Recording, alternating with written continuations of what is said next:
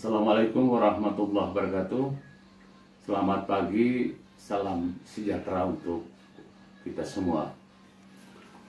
Wabah COVID-19 telah menjadi bencana global yang mengancam banyak negara.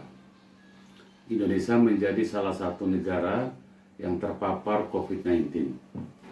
Pemerintah kita cukup serius loh dalam mengambil langkah-langkah hukum untuk menindaklanjuti COVID-19 ini.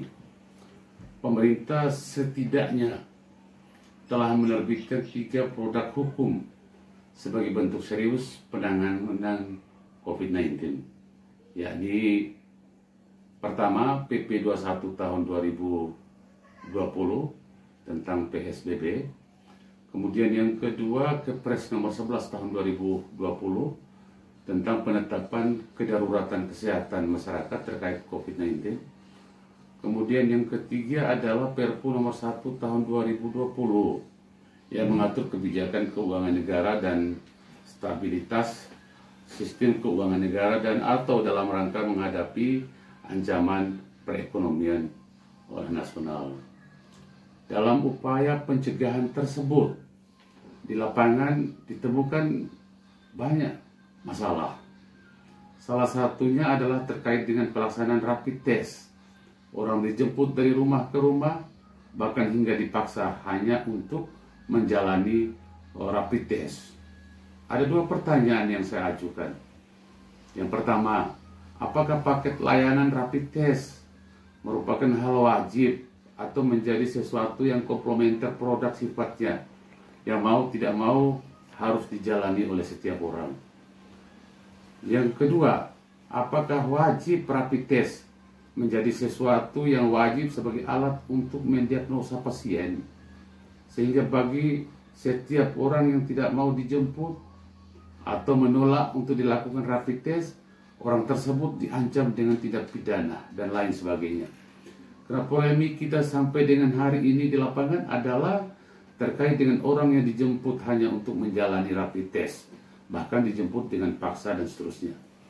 Merujuk pada Undang-Undang Nomor 6 Tahun 2018 tentang kekarantinaan kesehatan dan PP 21 Tahun 2020 tentang PSBB, tidak ditemukan sama sekali pasal yang mengatur tentang rapid test menjadi sesuatu yang wajib diikuti oleh setiap orang. Bahkan sama sekali tidak menyebut rapid test itu.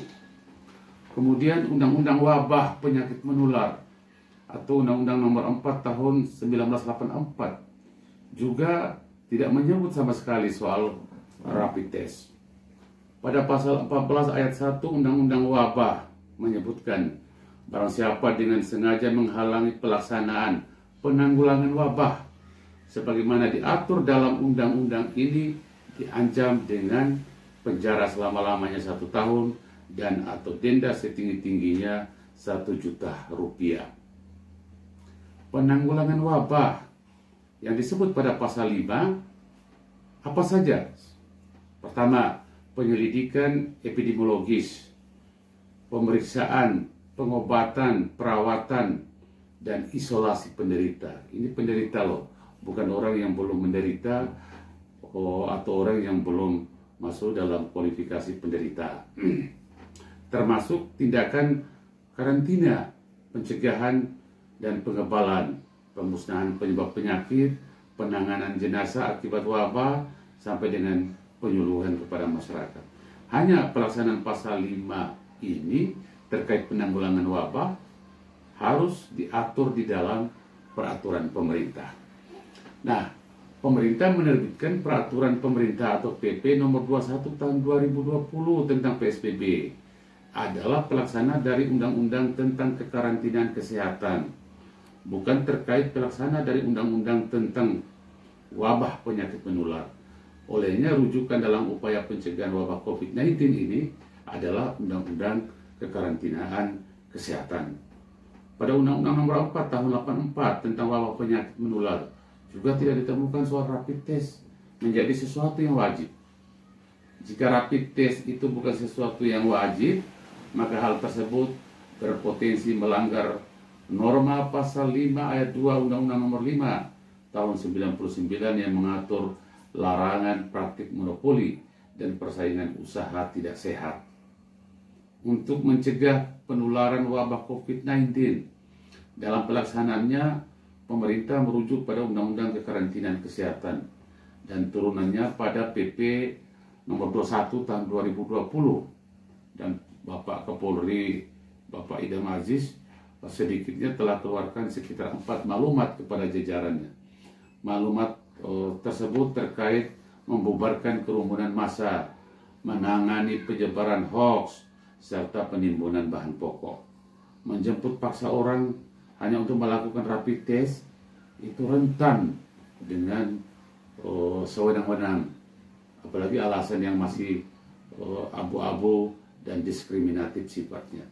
PP nomor 21 tahun 2020 itu hanya menjelaskan tata cara untuk Menteri Kesehatan menetapkan PSBB, bukan mengatur syarat formil dalam mempertahankan ketentuan pidana yang diatur dalam Undang-Undang Kekarantinaan Kesehatan maupun Undang-Undang Wabah. Jika kaidah formilnya menggunakan KUHP, justru menjemput paksa orang yang masih abu-abu terkait COVID-19 itu melanggar prinsip hak asasi manusia. Penanganan hal seperti ini dilakukan perlu disesuaikan dengan standar hak asasi manusia, dan itu sudah dijelaskan baik dalam KUHP yang sangat menjunjung tinggi hak asasi manusia maupun di dalam Undang-Undang HAM itu sendiri. Demikian yang dapat saya sampaikan. Terima kasih.